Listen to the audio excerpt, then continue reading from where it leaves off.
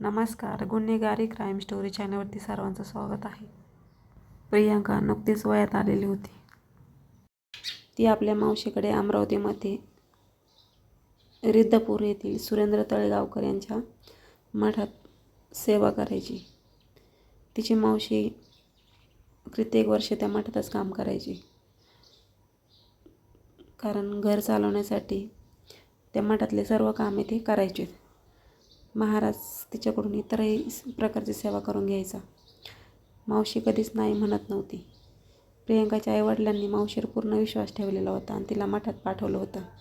पण जसं जसं प्रियांकाचं वय वाढत होतं तसं तसं महाराजांचं तिच्याकडे पाहण्याचा दृष्टिकोन बदलत होता. महाराजांनी तिची रात्रीची साथ हवी होती. त्यांनी हळूहळू मावशीकडून प्रियांकाबद्दल चर्चा सुरू केली. हे सगळं करताना त्यांनी मर्यादा ओलांडल्या. काहीच आसाराम बापूंनी प्रकरण सगळ्यांनी ऐकलेलंच आहे. मावशीकडून हे सर्व होणार होतं. प्रियांकाचा मामासुद्धा या मठात काम करत होता, म्हणून त्यालासुद्धा मठातील सगळ्यांची ओळख होती. त्यामुळे पालकांना वाटतं की प्रियांका सुरक्षित आहे, पण खरं तर महाराज संधीची वाट बघत होता. काही दिवसांनी मावशीने प्रियांकाला रात्री समजावून सांगितले आणि महाराजांकडे पाठवलं. प्रियांकाच्या मनात शंका नव्हती, कारण सेवा म्हणजे धार्मिक कार्य असं तिला वाटायचं. मध्यरात्री मावशीने तिला महाराजांच्या खोलीत पाठवलं. पहिल्या दिवशी प्रियांका खूप घाबरलेली होती, पण महाराजांनी तिला विश्वासात घेतलं आणि तिच्याशी संबंध केले. पहाटे मावशी तिला घेऊन गेली. हा अनुभव प्रियासाठी अत्यंत धक्कादायक होता. त्या व्यक्तीला ती देव मानत होती, त्याच्याकडून तिला असा धोका मिळाला होता. त्यानंतर जेव्हा जेव्हा महाराज बोलत तेव्हा प्रियांका सेवेसाठी जाई. त्या मठात विनायक देशमुख नावाचा आणखी एक सेवेकरी होता. काही दिवसांनी मावशीने प्रियांकाला त्याच्याही सेवेसाठी पाठवायला लागली. हे असं शोषण गेल्या 3-4 महिन्यापासून चालूच होतं. महाराज आणि विनायक दोघेही तिच्यावर अत्याचार जबरदस्ती करत होते. प्रियांकाकडे दुसरा काही पर्याय नव्हता.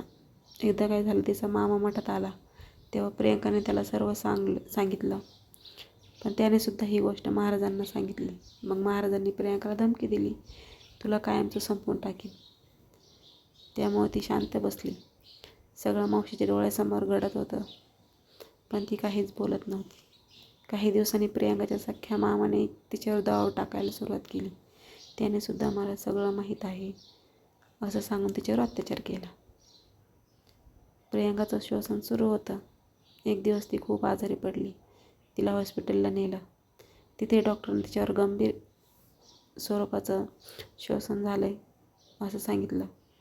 गेल्या काही महिन्यापासून तिचे कोणासोबत तरी संबंध असल्याचं स्पष्ट झालं.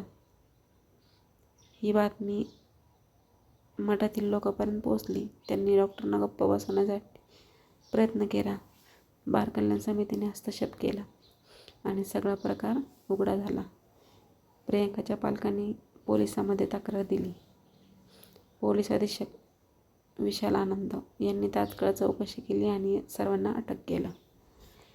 तर बघू शकता, फर्स्ट टाईम जेव्हा मावशीने तिला हे काम करायला लावलं तेव्हाच तिने आईवडिलांना सांगायला पाहिजे नव्हतं. सांगितलं असतं तर ही वेळ तिच्यावर आली नसती, एवढ्या जणांनी तिच्यावर अत्याचार केला नसता. तर तुम्हाला काय वाटतं स्टोरीतून कमेंट करून सांगा. लाईक करा, शेअर करा, सबस्क्राईब करा. भेटूया नेक्स्ट व्हिडिओमध्ये. Thanks for watching. धन्यवाद.